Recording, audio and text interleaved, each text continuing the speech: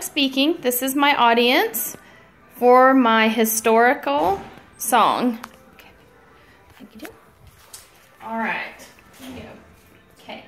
7 people lost their lives due to a possible NASA cover-up, unusual weather, and malfunction of the O-ring. The Challenger disaster was one of the worst shuttle accidents in history, and the Innocence was lost on January 28, 1986. And the unthinkable happened to a space program ahead of its time. My audience will gain a better understanding of why the Challenger was a disaster, the impact of the world, and I am here today to speak about the teacher, the weather, the shuttle, the O-rings, and the disaster that was the worst disaster in space shuttle history. To grasp the understanding about this disaster, several facts need to be presented. First, I will talk about how an average everyday teacher was aboard the Challenger. Second, I will discuss the conditions of the weather and the issues with the malfunctions of the O-rings. And third, I will express the griefs of the family, the friends, and the engineers. First, how did an ordinary teacher become an astronaut overnight? Christy McAfee was a school teacher at Concord High in New Hampshire. She made history when she was the first private citizen selected to go into space. She was chosen out of 11,000 applicants to take part in NASA's Teacher Space Program. President George H.W. Bush announced a special event live on television, stating that Krista will be the first private citizen in history for spaceflight. She believed that this would be a great way to educate young minds on the functions of the solar system and functions of how NASA is able to put people up into space. Alan McDonald with James Hansen, Truth, Lies, and the O-Rings. The shuttle itself had issues from the start. First, it was scheduled in July of 1985 for launch, but was postponed till late November of 1985 to accommodate changes in the payload and the launch until the delay in January of 1986.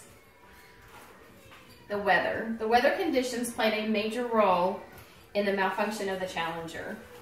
On January 28, 1986 was a cold and an unusual day for Florida at this time of the year. The average Florida temperatures ranged from 64 degrees to the highs of 77. This morning it was 15 degrees below the average freezing point. In regards to the O-rings, in Alan McDonald's book, he explains that the weather had the most impact in expanding in the O-rings.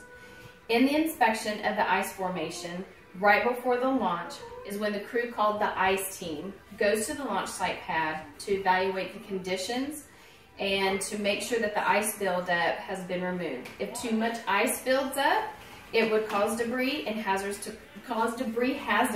to break off, damaging the shuttle's thermal protection tiles.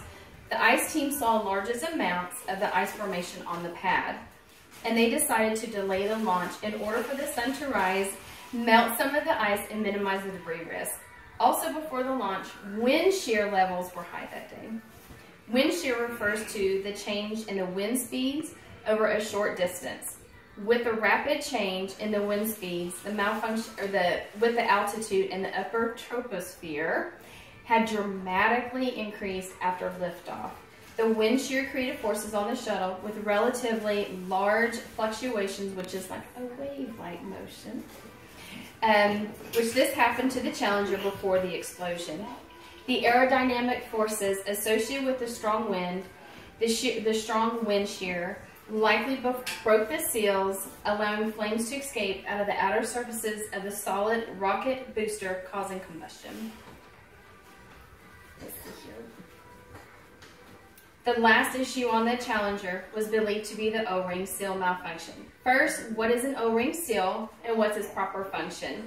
Next, what would cause the O-ring to malfunction? And then what are the measurements set in place to prevent this from happening again? An O-ring is a mechanical gasket in the shape of a torus, the loop of the elastomosphere, with a round cross section designed to be a seal in a groove and compressed during assembly between two parts, thus creating a seal. It acts as a vacuum. The O-ring device is made from synthetic rubbers, thermoplastics, and ethylene products. It has been able to expand and contract in variable temperatures, subject to chemical attacks, abrasions, and movements. What caused the malfunction of the O-ring? When it's exposed to ice cold water or cold temperatures, it loses its elasticity, becomes brittle, can crack, will lose the compression with the seal, and this happened during the liftoff. And what measurements were set into place for this malfunctioning to never happen again? The prevention measures for the O-rings are now batched, has a cure coating date, and labeled with instructions with materials. When they are batch tested for quality control by the manufacturer before they are set to their design sites. In conclusion, more than 31 years has passed since the Challenger, and people are still grief-stricken. Howard Burks wrote an article about one engineer who blamed himself for the disaster that he knew was about to happen.